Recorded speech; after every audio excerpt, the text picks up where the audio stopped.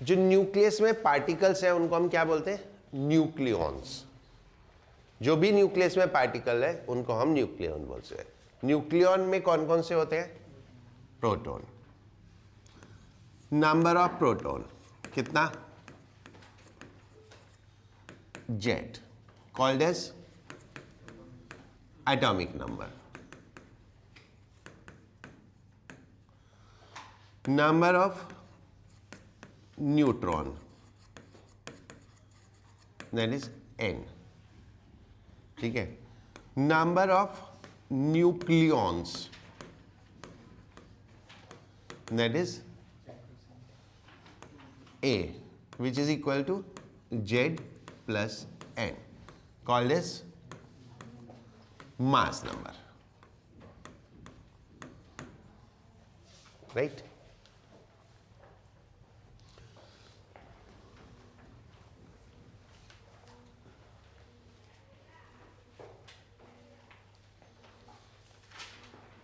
Clear? That is the complete composition of nucleus. कुछ proton, कुछ neutron, और उनको बोलते हैं न्यूक्लियॉन।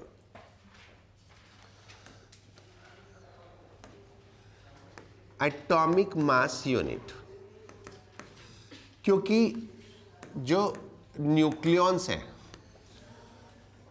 या पार्टिकल्स ऑफ एटम है उनका मास बहुत कम होता है, तो एक स्मॉलर यूनिट डिफाइन की, क्या बोलते हैं उसको? हाँ, यू भी बोलते हैं, यूनिफाइड मास, यू। ठीक है। 1 U is equal to how much? 1.66 into 10 to the power -27 kg। 66 के आगे भी कुछ है। ठीक है। That is unified mass. Okay, clear?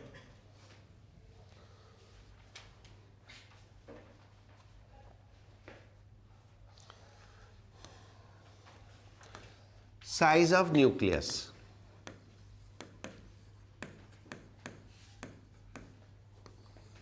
It's basically radius of nucleus. ठीक है। Size of nucleus is basically radius of nucleus. What is that? Radius of nucleus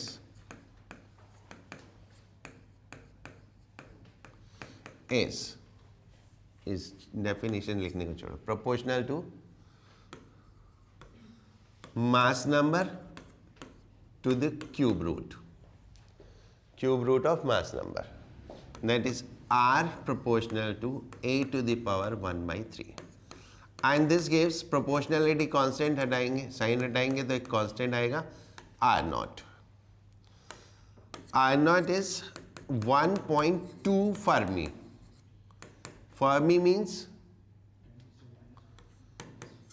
10 to the power -15 meter. That's a standard.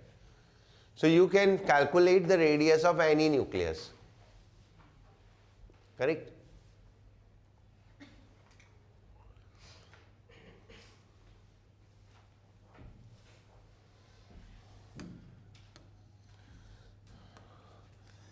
Density of nucleus. Density क्या होती है? मास upon volume, पढ़ा है ना? और मास total कितना हुआ? If number of nucleons, if mass of one nucleon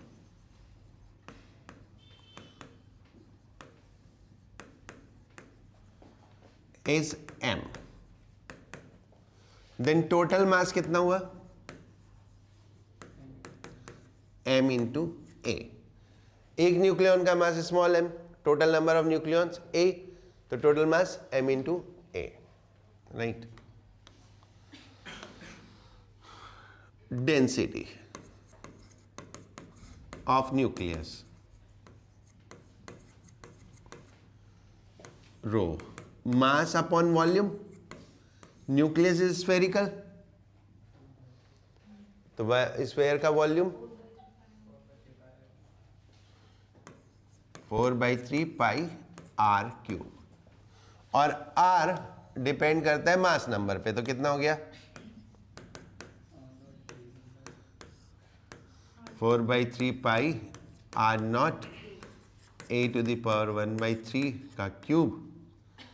अब a टू द पावर 1/3 का क्यूब तो a हो गया, तो a तो कैंसिल हो गया,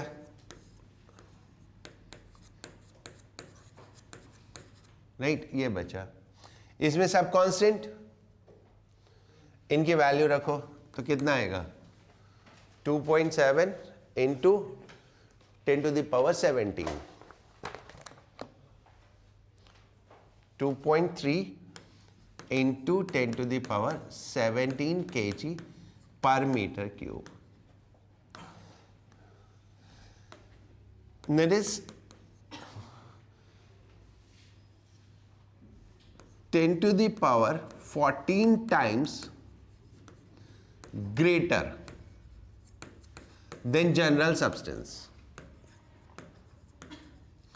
जनरल मैटर कर लो, राइट। लाइक अगर हम जनरल मैटर की डेंसिटी देखें तो it is maximum of the order of 10 to the power 4। Mercury, lead किस रेंज में आता है 10 टू द पावर 4, और जनरल मैटर तो 10 टू द पावर 3 के रेंज में आता है। Like water is exactly 10 to the power 3 kg पर, उससे थोड़ा ऊपर थोड़ा नीचे, राइट। और ये कितना है power 10 to the power 17, so it is 10 to the power 14 times greater, यानी कितनी हाई डेंसिटी है। ओके, न्यूक्लियस की डेंसिटी इतनी हाई है, पूरे सब्सटेंस की डेंसिटी बहुत कितनी है 10 टू द पावर 3 के ऑर्डर में। It means maximum part is vacant. Maximum part क्या है, वैकेंट है, राइट। क्लियर, कोई डाउट नहीं, राइट। ये ले, कोई नहीं, तो सो नहीं है सबको। Okay, mass energy relation.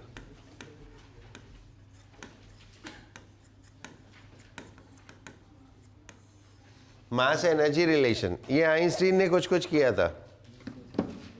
कितना,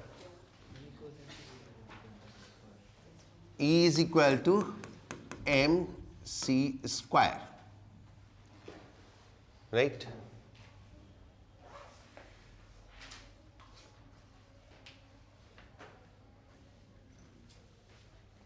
मालूम है ना।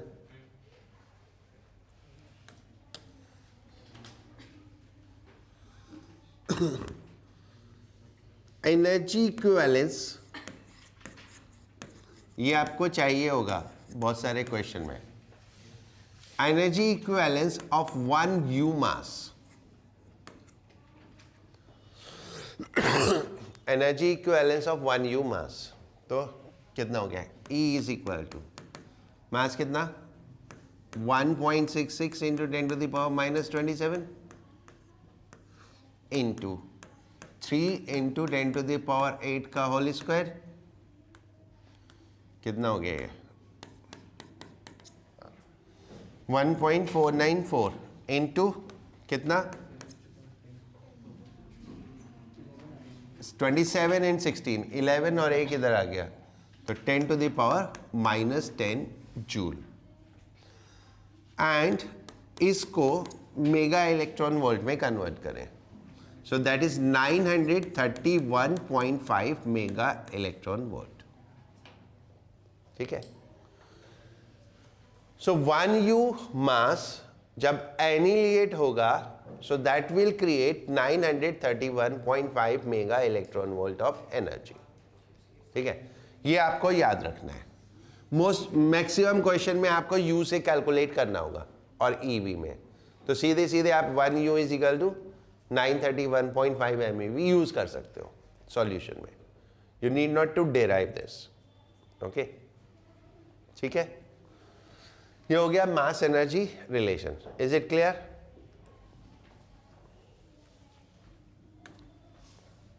नाउ अब आता है मेन चैप्टर, मास डिफेक्ट। ये तुम्हारे लिए नई चीज है। What is that? जो न्यूक्लियस है, इसमें प्रोटॉन भी है और न्यूट्रॉन भी है, राइट। प्रोटॉन प्रोटॉन में रिपल्सिव फोर्स भी होती है, लेकिन फिर भी ये बाउंड है,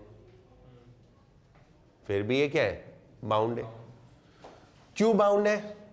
because of nuclear forces, nuclear forces की वजह से बाउंड है, राइट। अब अगर हम इनको सेपरेट करते हैं, तो सेपरेट करते हैं तो हमें कुछ काम करना पड़ेगा, और काम करना पड़ेगा तो वो एनर्जी में कन्वर्ट होगा। वो एनर्जी किस में कन्वर्ट होगी? मास में। तो जो हम वर्क करेंगे that will go directly to the mass of proton and neutron, right. What does it mean? Separated होके इनका मास ज्यादा है, बाउंड होके इनका मास कम है। सो this difference of the mass is called mass defect, right. समझ गए? मास ऑफ प्रोटॉन एंड न्यूट्रॉन, दोनों का मास of proton and neutron in isolated state. Isolated state means they are far away from each other, there is no interaction among each other. In isolated state is more than that in bound state as nucleus.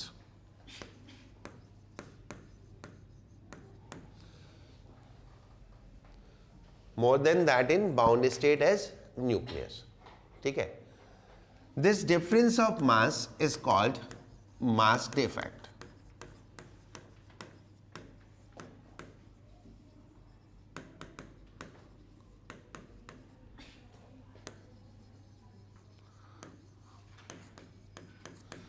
इसको हम mass defect बोलते हैं, right. If mass of proton, neutron and nucleus are mp, mn and m, then mass defect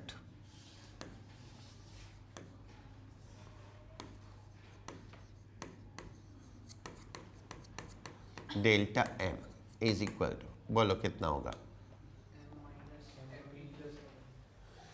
total कितने number of protons? Z. Total number of protons Z. तो total mass of proton is Z into mass of each proton. How many number of neutrons? A minus Z. The number of neutrons are A minus Z into mass of neutron. ये तो mass हुआ isolated state में, this is the mass in isolated state, जब वो अकेले अकेले हैं। अब बाउंड हो गए तो टोटल न्यूक्लियस का मास आ गया। टोटल न्यूक्लियस का मास कितना? Capital M. तो how much is difference? Minus M. So this is called the mass defect, right. And this is how you need to calculate the mass defect. क्यों? क्योंकि ये further energy में convert होगा। Einstein ने बोला था कि ये जो मास गया है कहां गया? एनर्जी में, राइट। और इस मास से जो एनर्जी क्रिएट हुई, that energy is called binding energy, right. Binding energy, okay. Are you getting the point? Neutron proton isolated state में थे, मास ज्यादा था, दे कम क्लोजर, ठीक है। उनका मास एनर्जी बन के उड़ गया, ठीक है, एंड दे गेट बाउंड। अब जितनी एनर्जी रिलीज हो गई, क्योंकि बाउंड स्टेट है तो नेगेटिव एनर्जी होती है, नेगेटिव, जब एनर्जी कम होती है तभी तो बाउंड होता है। तो अब बाउंड स्टेट में आ गए, तो जितनी एनर्जी रिलीज हुई थी उतनी जब हम देंगे तब जाके वो अलग अलग होंगे। So this is called what? Binding energy, okay. Binding energy of nucleus,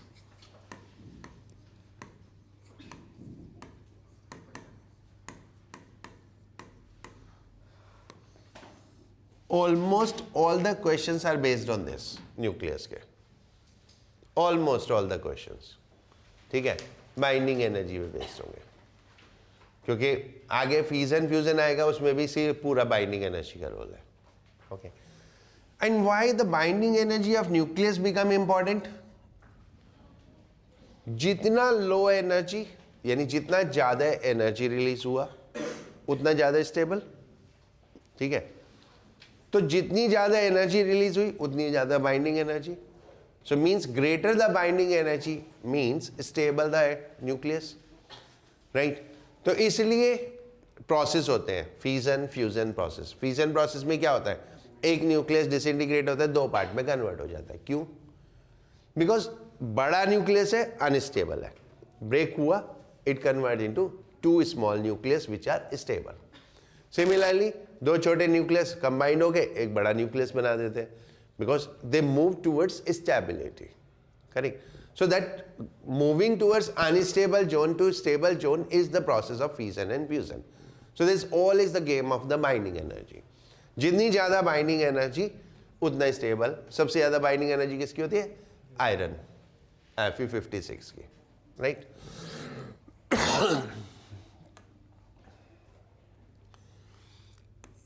difference of mass of proton and neutron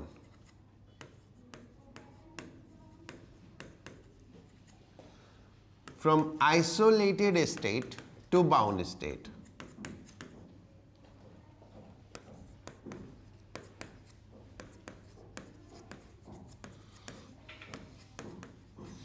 is released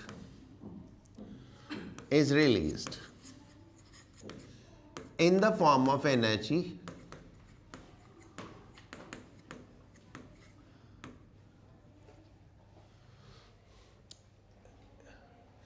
is released in the form of energy.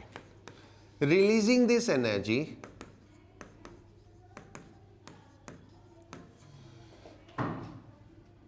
particles get bound to form nucleus.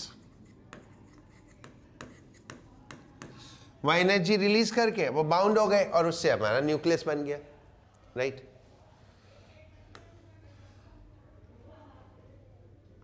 Work by an external agent. Work by an external agent is required to separate all nucleons far apart.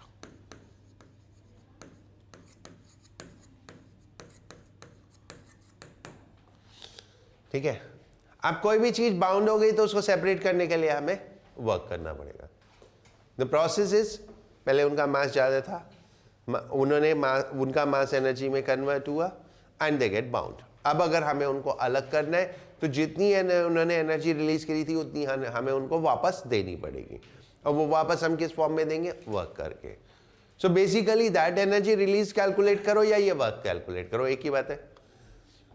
Both are equal in magnitude. वो release हुई और ये हमने provide की. So this is what is called as binding energy. This work is called, this work required, ऐसे कर लो, सीधे सीधे लिख तो दिया. This work is called binding energy of nucleus.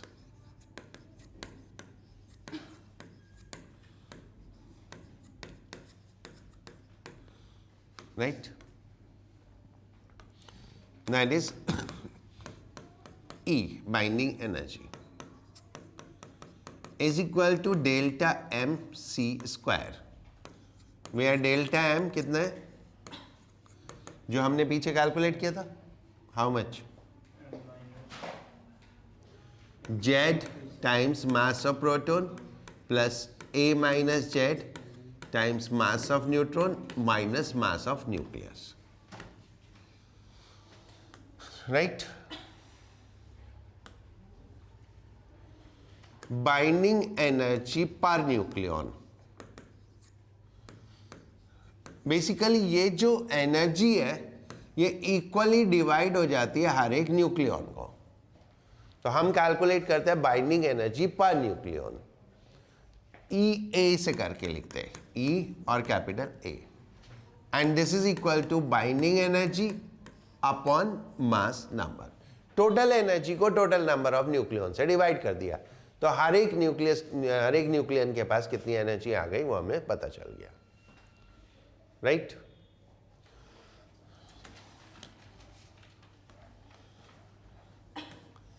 Greater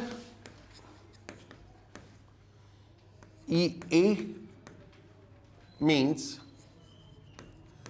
more stable is nucleus.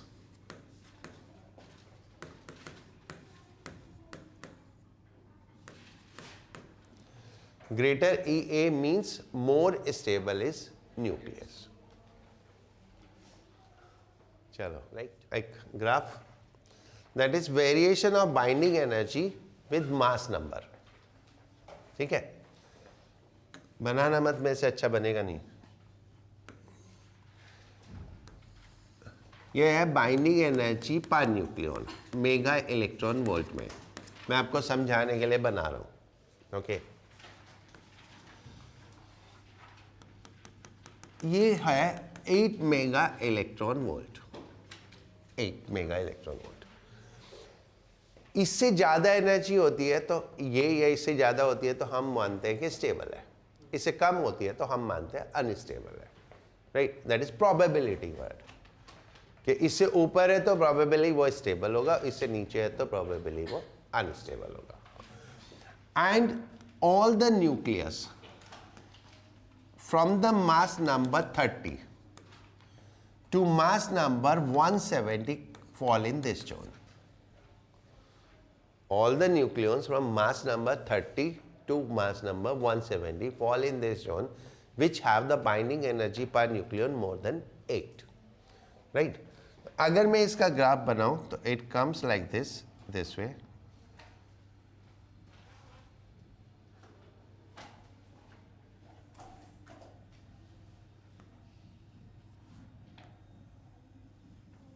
This way. इसमें यहां पर कुछ पीक्स होती है,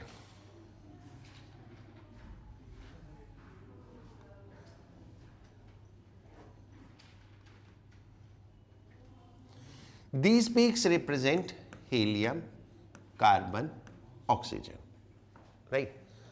What this peak represent के हीलियम की बाइंडिंग एनर्जी अपने जो नेबर्स है उनसे ज्यादा है, यानी ये एक्सेप्शनल है।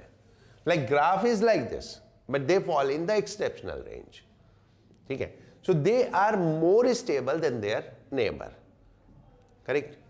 तो ये वाला जोन हमारा, ये पीक हमारी हो गई Fe, राइट? 56, ओके? नाउ ये वाला जोन हमारा स्टेबल जोन हो जाता है। ये अनस्टेबल जोन, इसको हम बोलते हैं fusion zone.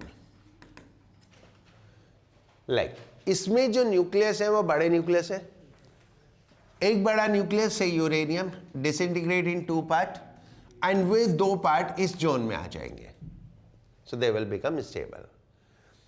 This zone is called fusion zone. Like 2 hydrogen मिलके हीलियम बनाएंगे, क्योंकि in their zone helium is more stable, तो हाइड्रोजन हाइड्रोजन मिलके हीलियम बनाएंगे, फिर हीलियम हीलियम मिलके कार्बन बनाएंगे, क्योंकि carbon is more stable than helium, फिर देन कार्बन कार्बन मिलके ऑक्सीजन बनाएंगे, फिर फर्दर साइकिल चलेगा तो finally they will reach to the lead और iron, okay, right? So that is what is the importance of this binding energy curve. इसको हम बोलते हैं बाइंडिंग एनर्जी कर्व। अक्सर एग्जाम में पूछा जाता है और बनाने का तरीका यही है, ठीक है? पूरा तो क्या याद रखोगे, इतना याद कर लिया, कहां से कहां तक, 30 से 70, 178, ठीक है? उसके बाद ये, और ये पूरा इसका एक्सप्लेनेशन जो अभी अभी मैंने आपको दिया है, करेक्ट। द इम्पोर्टेंस, सिग्निफिकेंस सब कुछ बता दिया, इंपॉर्टेंस भी सिग्निफिकेंस भी, and this is binding energy per nucleon and that is mass number with mass number, right. ये एक बार मैं उसमें दिखा देता हूँ, ओके, दिस वन, राइट। ये देखो, ये ऑलमोस्ट इसमें आ गया, 30 आ गया, नहीं है 25 है, एंड दिस इज व्हाट 150, तो ये ऑलमोस्ट 170 आ गया। तो इसमें ये कहाँ है, 8 से ऊपर, नहीं। उसके बाद ये 3 पीक्स, एक हीलियम, एक कार्बन, एक ऑक्सीजन, राइट। ये 3 पीक्स हो गई, राइट। ग्राफ आप देख लो, अब you are more artistic than me, तो कैसे ड्रॉ होता है, मैं तो वैसे ड्रॉ कर देता हूँ जैसे मैंने किया था, कि ये ऐसे, ये बस मैं थोड़ा टेढ़ा बना देता हूँ, बट आप थोड़ा सीधा बनाओगे तो ऐसे बनेगा, यहाँ से ये सीधा है ना, बस। और फिर इसमें ये पीक्स हो गई, पेंसिल से बनाओ, बीच का पोर्शन मिटा दो, हो गया। Disintegration of proton and neutron. Proton और न्यूट्रॉन भी डिसइंटीग्रेट होते हैं, ठीक है। एक प्रोटॉन जब डिसइंटीग्रेट होता है तो वो न्यूट्रॉन में कन्वर्ट होता है, और एक न्यूट्रॉन जब डिसइंटीग्रेट होता है तो वो प्रोटॉन में कन्वर्ट होता है। तो न्यूक्लियस के अंदर this process is a continuous process, conversion of neutron into proton and proton into neutron, that happens, right.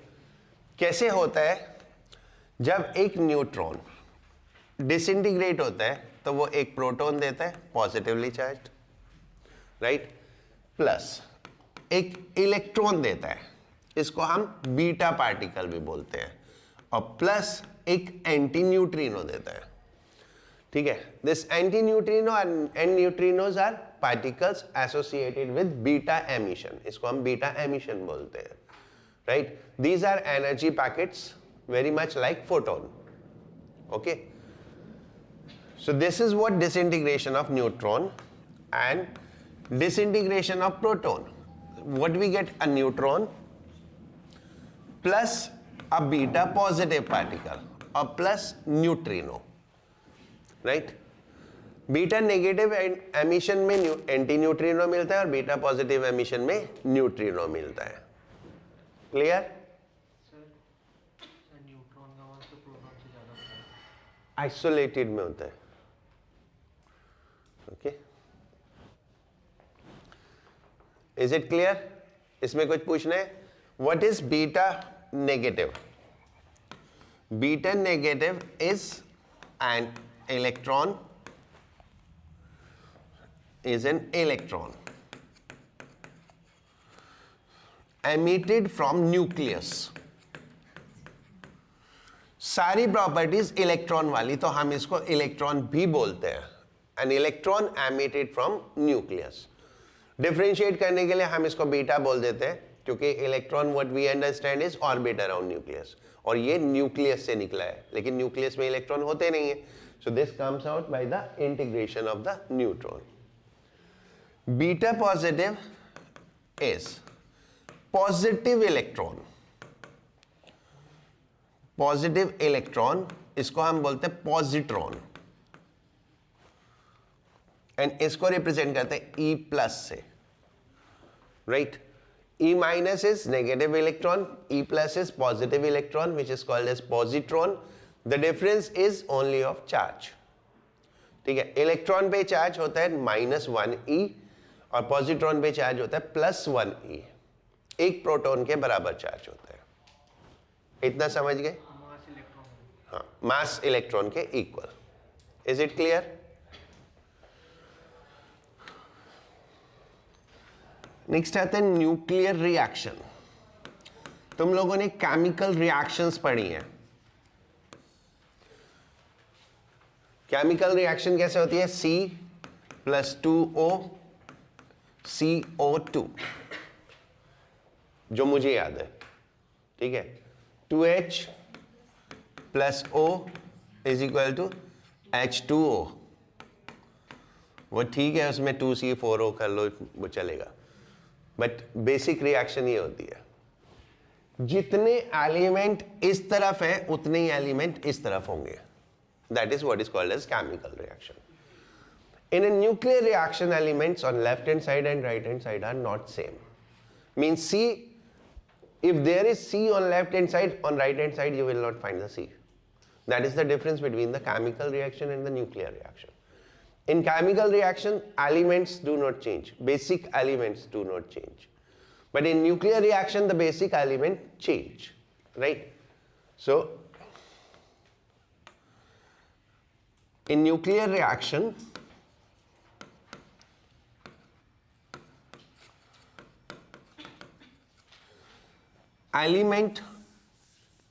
elements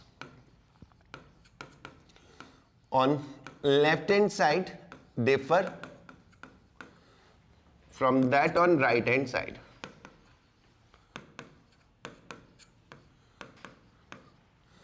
But हम क्या चीज चेक करते हैं इसमें, हम इसमें रिएक्शन है तो फिर बैलेंसिंग करते होंगे ना, इक्वल टू का साइन यूज करते हैं. तो what we balance the number of proton and number of neutron, right. यानी the Z and A remain same, ठीक है, but Z and A is equal on both side. Right? Like if there is an element ZXA, it disintegrate into an element Y and plus an element कुछ भी ले लो K. Okay? And let's say the K has, ये है PQ, ये है RS. Then how you will balance? Z is equal to R plus P and A is equal to Q plus S. ऊपर ऊपर वाले सारे ऐड कर दो तो वो सेम होने चाहिए, और नीचे नीचे वाले सारे ऐड कर दो तो वो सेम होने चाहिए, right. This is called the nuclear reaction. Elements are different, but total number of protons and the total number of neutrons remain same. Okay? Is it clear? Now कुछ basic decays है which are not in syllabus but we should know them. One is alpha decay. Alpha particle scattering हमने पढ़ाई है. So these are the alpha particles. An alpha particle is helium nucleus.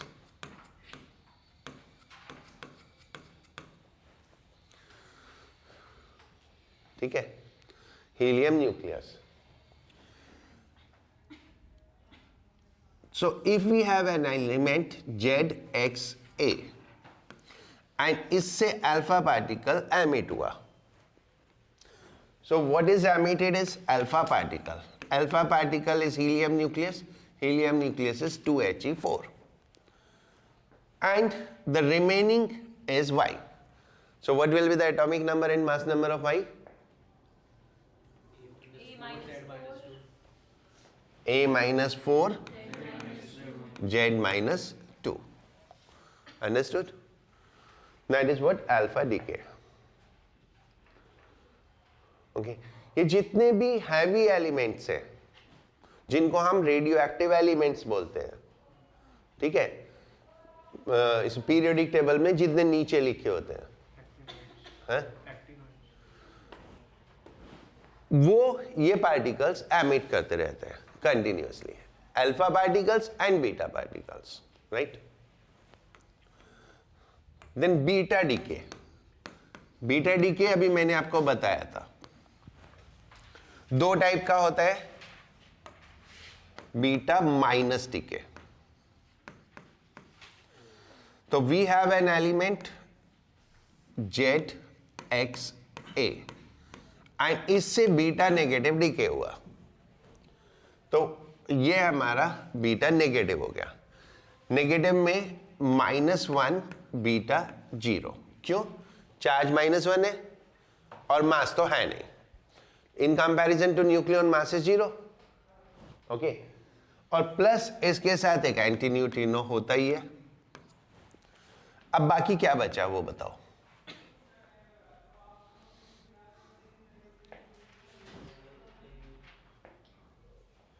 The mass number will remain same क्योंकि what has happened in this process, the neutron has converted into proton. In this process a neutron is converted into proton, तो A तो same रहा but Z increase हो गया, तो how much is it? Z plus 1।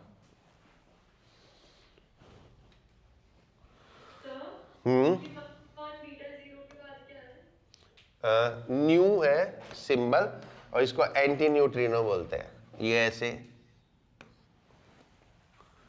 Right?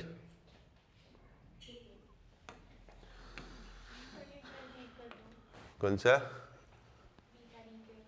Beta decay. Beta DK में क्या होता है? बीटा नेगेटिव डीके कब होता है? जब एक न्यूट्रॉन डिसइंटीग्रेट होता है एक प्रोटॉन और एक इलेक्ट्रॉन में, so that electron is called beta particle. तो ओवरऑल सिस्टम में एक प्रोटॉन इंक्रीज हो गया और एक न्यूट्रॉन कम हो गया, तो टोटल मास नंबर तो सेम रहा और एटॉमिक नंबर 1 इंक्रीज हो गया, राइट? और बीटा पार्टिकल का एटॉमिक नंबर कितना होगा? -1, क्योंकि इस पे नेगेटिव चार्ज है, और मास नंबर 0 क्योंकि मास इसका नेग्लिजिबल होता है इन कंपैरिजन टू न्यूक्लियॉन्स। तो ओवरऑल पूरे सिस्टम में इसका जो बचा डॉटर न्यूक्लियस बोलते हैं इसको, ये पेरेंट न्यूक्लियस, ये डॉटर न्यूक्लियस। तो डॉटर न्यूक्लियस का एटॉमिक नंबर हो गया Z+1 और mass number A, right? What will happen with the beta positive decay?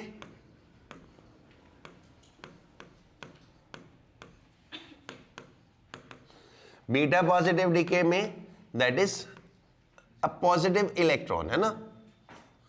So atomic number is 1 and इसके साथ एक न्यूट्रिनो एसोसिएटेड होता है, correct? And Y, how much is Y? Now the daughter nucleus, क्या करो, ये इधर और इधर का इक्वल होना चाहिए, तो यहां पे कितना हो गया? Z-1 और ये A।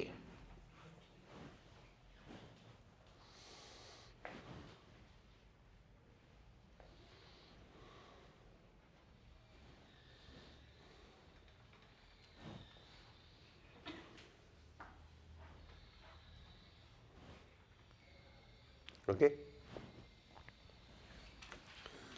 Then third category of decay is called gamma decay.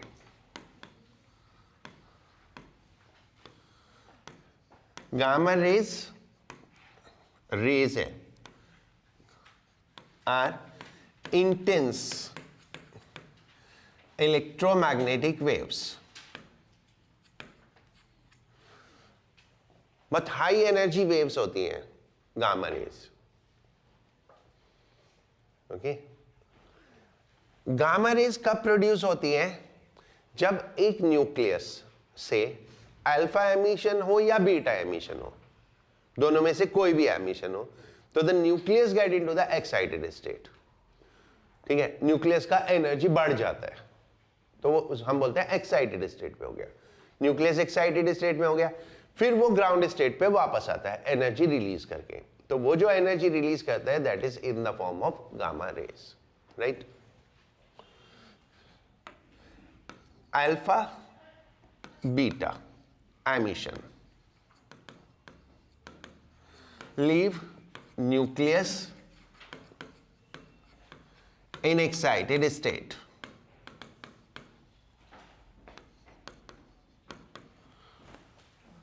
Right? Leave nucleus in excited state. The nucleus release energy.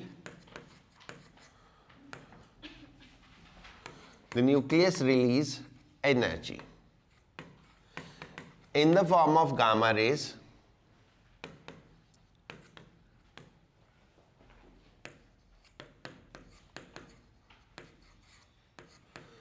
to come to ground state.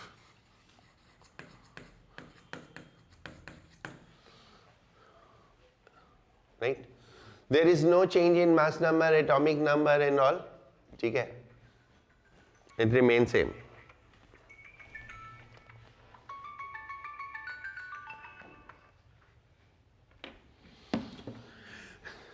In the clear?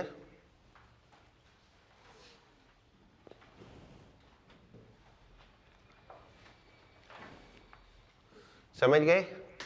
Now, fission.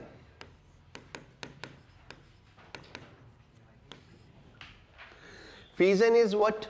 Is process of disintegration of heavy element into small nuclei. ठीक है? Is the process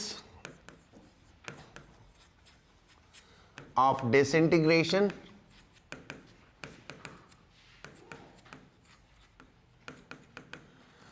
of heavy nuclei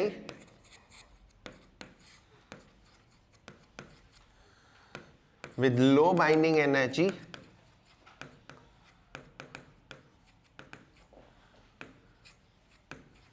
to light nucleus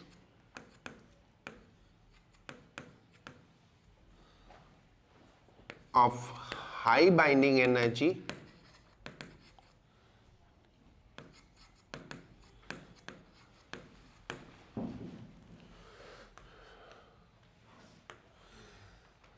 this difference of energy is released in the form of electromagnetic waves.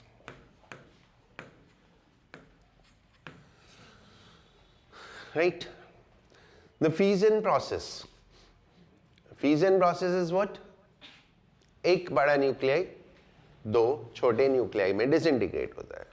Okay, बड़े nuclei की binding energy कम है, छोटे nuclei की binding energy ज्यादा है. तो जो डिफरेंस ऑफ एनर्जी हो गया that is released in the form of gamma rays. ठीक है, बेसिकली इलेक्ट्रोमैग्नेटिक वेव्स बोल दो, in the form of electric wave. Right? तो ये फ्यूजन प्रोसेस से एनर्जी रिलीज होती है. इस एनर्जी को हम मल्टीपर्पज यूज करते हैं, जैसे कि बॉम्ब बनाने में. Bomb, uranium bomb is a fusion bomb. ठीक है, we have nuclear reactors, power house, where we use the fission process. तो एक फ्यूजन में एनर्जी रिलीज होती है. राइट? ये समझ गए? नोट कर लिया? अभी मैं एक कुछ बताता हूं. ठीक है, नोट नहीं करेंगे. U-235 is a uranium nuclide. इसको जब हम एक स्लो मूविंग न्यूट्रॉन से बॉम्बार्डिंग कराते हैं, that's slow moving neutron, it should not be fast moving neutron. इससे जब हम बॉम्बार्डिंग कराते हैं, then it get converted into two element, जो कि हमने बचपन से पढ़ा है, barium and krypton. Right? Barium and krypton. But ये दो एलिमेंट कुछ भी हो सकते हैं, it's not necessarily barium and krypton. Multiple process है. ठीक है, लाइक किसी एक फ्यूजन में बेरियम क्रिप्टॉन हो जाएंगे, किसी दूसरे प्रोसेस में कुछ और हो जाएगा, किसी तीसरे फ्यूजन में कुछ और हो जाएगा. तो the ash is not, the fuel is this, but the ash is not always barium and krypton. That will have multiple elements. Right? अब बेरियम और क्रिप्टॉन को अगर एग्जाम्पल लेते हैं, तो इसके साथ इसमें 3 न्यूट्रॉन रिलीज होते हैं. 3 न्यूट्रॉन रिलीज होते हैं साथ में. ये 3 न्यूट्रॉन सैंपल में फिर एक उसको डिसइंटीग्रेट करते हैं. फिर एक यूरेनियम न्यूक्लियस को डिसइंटीग्रेट करेंगे, एंड फिर एक डिसइंटीग्रेशन फर्दर क्या करेगा? 3 और न्यूट्रॉन प्रोड्यूस करेगा. राइट? इससे फिर 3 और न्यूट्रॉन प्रोड्यूस हो गए, इससे भी 3 और न्यूट्रॉन प्रोड्यूस हो गए. So this way the number of neutrons keep on increasing and the number of disintegration will also keep on increasing. So this what we can say go exponentially rise. आपको एक बार trigger करने की जरूरत है, उसके बाद वो अपने आप चलता रहेगा. This process is called chain reaction. This process is called chain reaction, इसको हम चेन रिएक्शन बोलते हैं। फिर अपने आप चलता रहेगा प्रोसेस, राइट? ठीक है।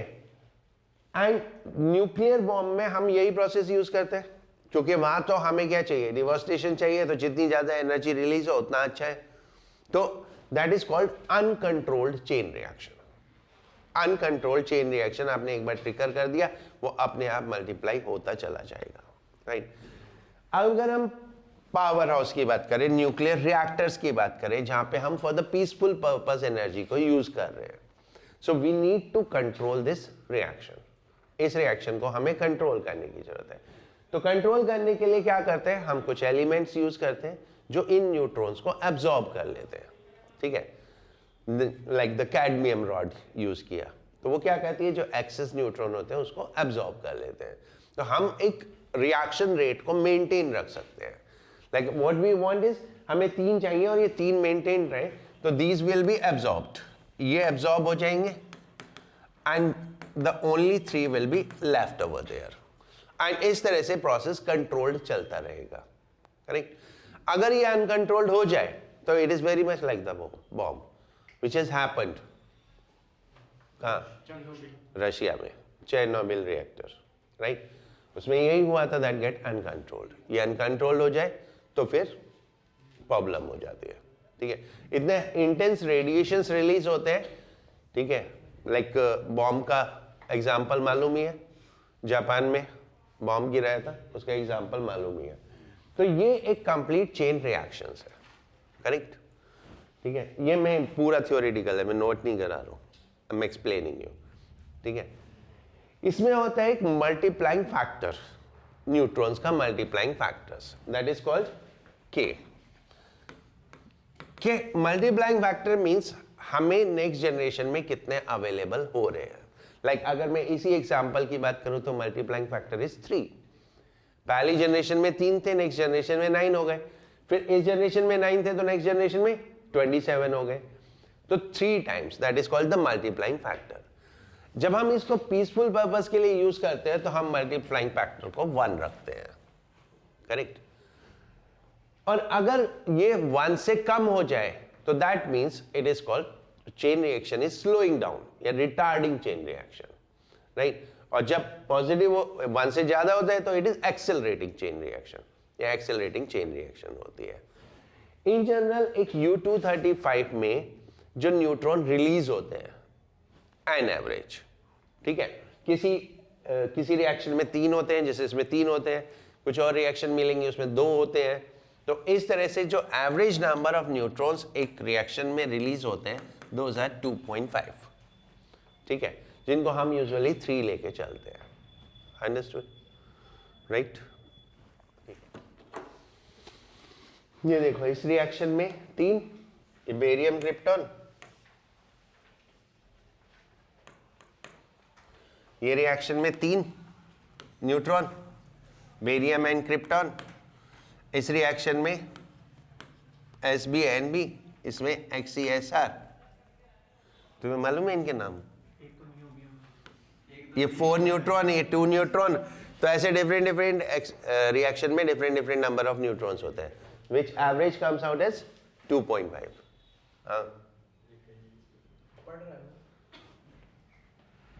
ये होता है जीनियॉन, हाँ, एक स्ट्रॉन, हाँ, ये Sb वो होता है, देख ले भाई, एंटीमनी, हाँ, Sb।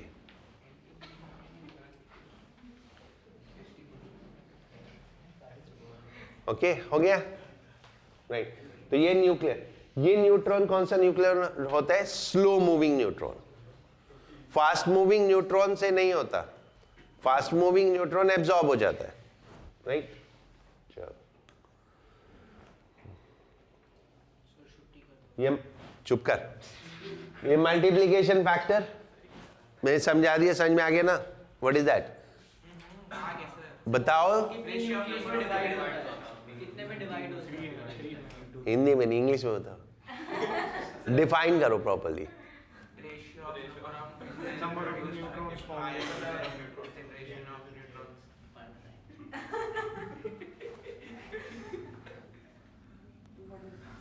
Ratio of number of neutrons available for disintegration to the number of neutrons in previous generation. बस. ठीक है. Moderator is what? Moderator. Moderator क्या होता है? सुन लो. मॉडरेटर देखो, ये हम न्यूक्लियर रिएक्टर में यूज करते हैं, क्योंकि जब चेन रिएक्शन से न्यूट्रॉन रिलीज होते हैं तो वो फास्ट मूविंग होते हैं, तो उनको स्लो डाउन करते हैं. ठीक है. तो स्लो डाउन करने के लिए मॉडरेटर यूज करते हैं. मॉडरेटर का कॉन्सेप्ट बहुत सिंपल है, उनका कोलिजन करा देते हैं. ठीक है. कोलिजन करा देते हैं तो उनकी एनर्जी कम हो जाती है. राइट. अश्वित देखिए कौन घुस गया, कर दे अंदर. राइट. तो ये होता है मॉडरेटर. लेकिन बॉम्ब में तो होता नहीं है, बॉम्ब्स में तो होता नहीं है मॉडरेटर. फिर बॉम्ब में एनर्जी कैसे बनती है? उसमें तो फास्ट, एक बार रिएक्शन करा दी चलो स्लो मूविंग से, फिर तो फास्ट मूविंग प्रोड्यूस होंगे. ये बहुत बड़ी इंजीनियरिंग है. ठीक है. देखो क्या होता है बॉम्ब में, ये थोड़ा इंटरेस्टिंग है. बॉम्ब का एक पर्टिकुलर साइज रखना होता है, बड़ा साइज. ठीक है. इसको बोलते हैं क्रिटिकल साइज ऑफ बॉम्ब. उससे छोटा हो गया तो फुस हो जाएगा दिवाली वाले की तरह. ठीक है. क्रिटिकल साइज ऑफ बॉम्ब रखते हैं, यहां पे बीच में ट्रिगर करते हैं. इससे जो न्यूट्रॉन रिलीज होते हैं फास्ट मूविंग, वो इतना लंबा रास्ता उन्हें पास करना होता है बाहर निकलने के लिए. So during this process they get retard, slow down हो जाते हैं. ठीक है. तो इसलिए ये बड़े साइज है तो उसके अंदर they move the neutron and get retard, and that's why. इसलिए critical mass of bomb is needed. कि इससे छोटा बॉम्ब ऐसा नहीं है कि किसी भी साइज का बॉम्ब बना लो, पटाखे से लेके पटाखा तक. एक पर्टिकुलर साइज से कम का बॉम्ब नहीं हो सकता. That's called critical mass of the bomb. Right. ठीक है. Control rods, I told you what are those? Cadmium wrong, वो उसको एब्जॉर्ब कर लेती है. करेक्ट. ठीक है. ये न्यूक्लियर रिएक्टर सिलेबस में तो है नहीं. समझ गए? राइट. कुछ पूछना है? अभी फ्यूजन बचा है. अगली क्लास में तो कुछ नहीं, अगली क्लास में भी सो गए, आज ही सो लो. ठीक है. थक गए. अभी एक काम दूंगा ना, सबकी नींद उड़ जाएगी, समझ में नहीं आएगा. अच्छा चलो. राइट. चलो. फ्यूजन प्रोसेस क्या होता है?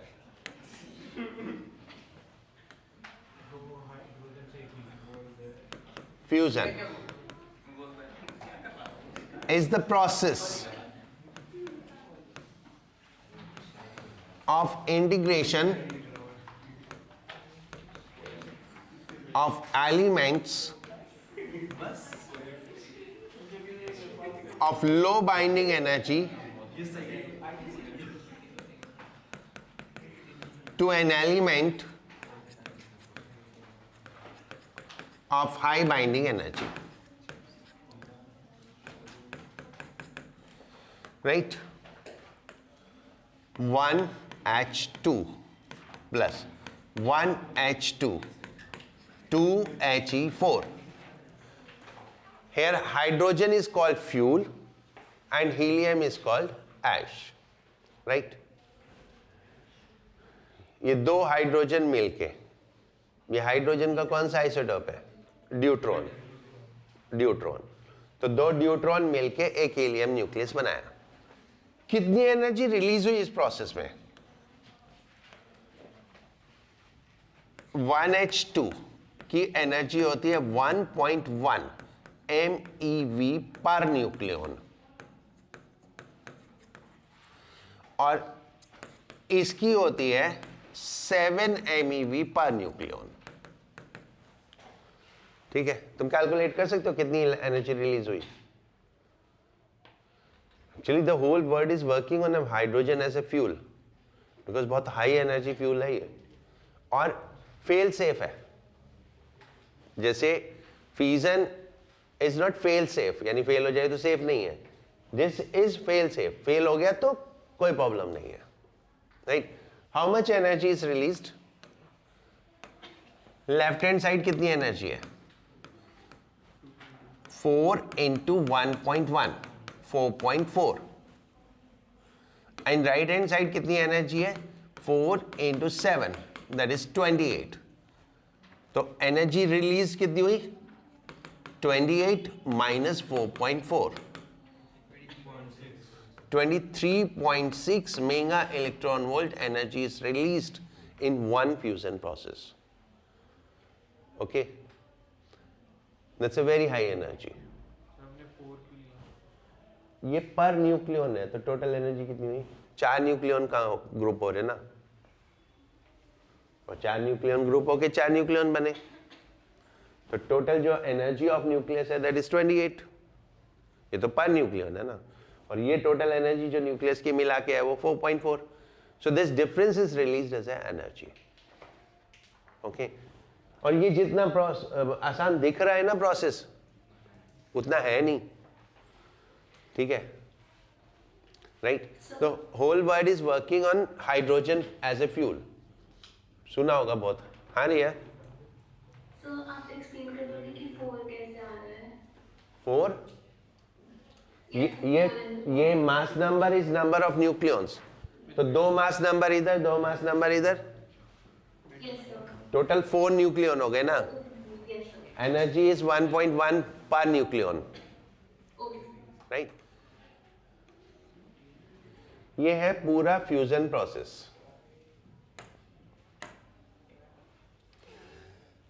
देखो, अकेला न्यूक्लियस एग्जिस्ट नहीं करता, एक एटम एग्जिस्ट करता है। जब फ्यूजन होगा तो इलेक्ट्रॉन का भी कुछ तो होगा ना, राइट। इस रिएक्शन को इधर से समझना शुरू करो। दिस इज 1 हाइड्रोजन एटम, ये न्यूक्लियस प्लस ये इलेक्ट्रॉन, एक प्रोटॉन एक इलेक्ट्रॉन, एक प्रोटॉन एक इलेक्ट्रॉन, ये दोनों कंबाइंड हुए, that is the first reaction, ठीक है। Hydrogen atom that is what, proton plus electron only, दोनों कंबाइंड हुए, उससे हमारा ड्यूट्रॉन बना। ओके, अब 1H2 बना, तो इसमें देखो एक प्रोटॉन कम हो गया, राइट। एक प्रोटॉन कम हो गया, एक प्रोटॉन न्यूट्रॉन में कन्वर्ट हो गया। ये समझते जाओ, काम आएगी क्वेश्चन करने के। ये टोटल 2, तो ये टोटल 2, ये टोटल मिला के 2, बट यहां बच गया 1। What does it mean? A proton has converted into neutron, और जब प्रोटॉन न्यूट्रॉन में कन्वर्ट हुआ तो एक बीटा पॉजिटिव पार्टिकल या पॉजिट्रॉन रिलीज हुआ, तो ये एक पॉजिट्रॉन साथ में आ गया, और यहां पे एक इलेक्ट्रॉन, ये 2 इलेक्ट्रॉन थे। This is what balancing of the equation, देख लेना, एक इलेक्ट्रॉन यहां और एक इलेक्ट्रॉन यहां, तो ये तो हमारा हो गया ड्यूट्रॉन, ये ड्यूटेरियम बोलो, है ना। और ये हो गया electron positron pair, electron positron pair, and this get converted into gamma rays, ये गामा रेज में कन्वर्ट हो जाता है, ठीक है। So accordingly by this reaction what we get, एक ड्यूटेरियम प्लस 2 गामा रेज, एक पॉजिट्रॉन की और एक इलेक्ट्रॉन की, दोनों एनिहिलेट हो गए, खत्म ही हो जाते हैं, बचते ही नहीं है, राइट। और प्लस एक न्यूट्रिनो क्योंकि बीटा पॉजिटिव के साथ है, और प्लस ये कुछ energy 0.42 MeV, that is what is in first reaction, right. ये जो मैंने अभी बताया था, ये कन्वर्ट हुए 2 गामा रेज, और इससे जो एनर्जी रिलीज हुई 1.02 MeV, ये एनर्जी रिलीज हुई, राइट। अब हमारे पास ये ड्यूटेरियम आ गया, ये ड्यूटेरियम एक प्रोटॉन के साथ फिर कंबाइंड होगा, एक प्रोटॉन मतलब हाइड्रोजन एटम के साथ फिर कंबाइंड हुआ, तो इसने हीलियम आइसोटोप बनाया 2He3, correct, and keep balancing. Now electrons are equal and बाकी सब कुछ इक्वल हो गया, ठीक है। और ये जो हीलियम आइसोटोप होता है ये एक्साइटेड स्टेट में होता है, तो ये एक्साइटेड स्टेट से जब ग्राउंड स्टेट में आता है तो फिर एक गामा रेज रिलीज करता है, ठीक है, and then energy release is 5.49 MeV। वो तो एक क्रूड एग्जांपल था जो मैं आपको बोल रहा था, 1H2 1H2, राइट। अब हमारे पास 2He3 हो गए, ये 2He3 और 2He3 मिलके कंबाइन होके फिर 2He4 बनाएंगे। 2He4 is stable nucleus. 2He4 बना और साथ में 2 हाइड्रोजन एटम वापस मिल गए। ठीक है, the net reaction is this one. The net reaction is this.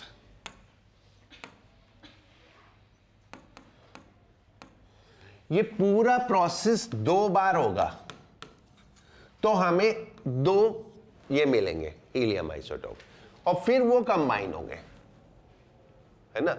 तो ये पूरा 2 बार और प्लस ये प्रोसेस 1 बार, that is what net reaction. इन सबको कंबाइन कर देते हैं तो हमारे टोटल जो यूज हुए 4 हाइड्रोजन एटम यूज हुए इस पूरे प्रोसेस में। 4 हाइड्रोजन एटम यूज हुए, उससे हमें एक हीलियम न्यूक्लियस मिला, 6 नंबर ऑफ गामा रेज मिले, 2 नंबर ऑफ न्यूट्रिनोज मिले एंड 26.7 MeV ऑफ एनर्जी मिले, right, which is more than what we calculated, 26.7 MeV। ठीक है, ये समझ में आ गया। ठीक है, रिएक्शंस में ध्यान रखना, sometimes we do only nuclear reaction and sometimes we take electrons also in the consideration, and in fact electrons को कंसिडरेशन में लेना चाहिए, क्योंकि यहां पे देखो एक इलेक्ट्रॉन भी एनर्जी में कन्वर्ट हो रहा है। ओवरऑल प्रोसेस में एक इलेक्ट्रॉन भी एनर्जी में कन्वर्ट हो रहा है, एक पॉजिट्रॉन तो कन्वर्ट हो ही रहा है। ठीक है, एंड दैट इज एक सिंगल इलेक्ट्रॉन या एक सिंगल पॉजिट्रॉन कभी भी एनर्जी में कन्वर्ट नहीं हो सकता। That we have studied in conservation of charge. अकेला चार्ज डिस्ट्रॉय नहीं हो सकता, charge can be destroyed in pair and can be converted into pair. तो जब एक इलेक्ट्रॉन पॉजिट्रॉन एनर्जी में कन्वर्ट होता है और वापस जब एनर्जी टू मैटर कन्वर्जन होता है तो सेम ऐसी गामा रेज में convert into a pair of electron and positron, right. So this was the fusion process. Okay.